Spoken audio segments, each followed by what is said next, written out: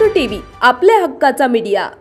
उस्मानाबाद जिल्हा राष्ट्रवादी काँग्रेसच्या वतीनं या महाराष्ट्रामध्ये जे पोटार्थी माणसं आलेली आहेत, ज्या माणसांनी मुंबईमध्ये खाऊन या महाराष्ट्राची अस्मिता असणाऱ्या छत्रपती शिवाजी महाराजांबद्दल अपशब्द काढतात, अशा नालायक माणसाचा निषेध करण्यासाठी आज आम्ही या ठिकाणी जमलो।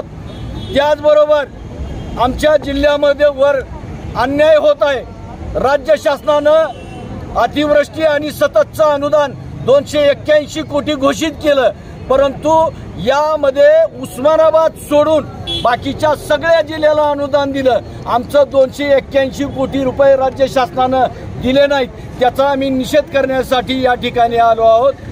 याच पद्धतीनं गोपीनाथ मुंडे अपघात विमा योजनेमध्ये 120 शेतकरी 1 वर्ष झालं जिल्हाधिकारी कार्यालय कृषी कार्यालयामध्ये हेलपाटा मारतात, परंतु अजूनपर्यंत राज्य शासन विमा कंपनी सुद्धा फिक्स करू शकली नाही। मग हे शेतकऱ्याला कधी अनुदान देणार, या शेतकऱ्याला कधी पीक म्हणजे विमा देणार, अपघात विमा देणार, हा प्रश्न आहे। 1 वर्ष झालं माणसं हेलपाटे मारतात, परंतु यांना जाग येत नाही। त्या जाग आणण्यासाठी आम्ही आज निषेधार्थ हे आंदोलन केलंय।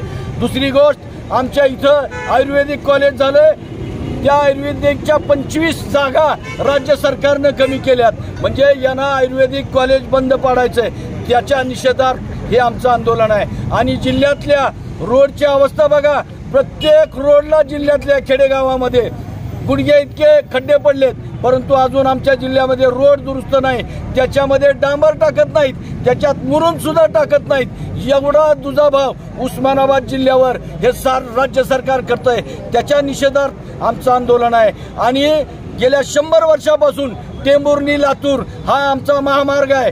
या महामार्गाचं चौपदरीकरण झालं होणार, उद्या चालू होणार आहे असं ऐकून आमची 10 वर्ष संपलेत। आमचं राज्य शासनाच्या निषेधार्थ हे काम ताबडतोबीनं चालू करावं, याच्या निषेधार्थ हे आमचं आंदोलन आहे। जर राज्य सरकारनं या आंदोलनाची दखल जर घेतली नाही आणि येत्या 10 दिवसात आमच्या या मागण्या जर मान्य केल्या नाही, तर आमचं राष्ट्रवादीच्या वतीनं यापुढचं मोठं आंदोलन आम्ही निश्चित आयोजित करण्यात आहे। आमचं राष्ट्रवादी काँग्रेसच्या वतीनं या राज्य सरकारचा निषेध आणि धिक्कार करतो। या आत्महत्याग्रस्त जिल्हा, आकांक्षित जिल्हा असताना सुद्धा आमच्या जिल्ह्यातल्या अनुदानाचे पैसे येत्या 10 दिवसात दिले नाही, तर राज्य सरकारच्या विरोधामध्ये तीव्र असं आंदोलन करू, एवढंच या प्रसंगी।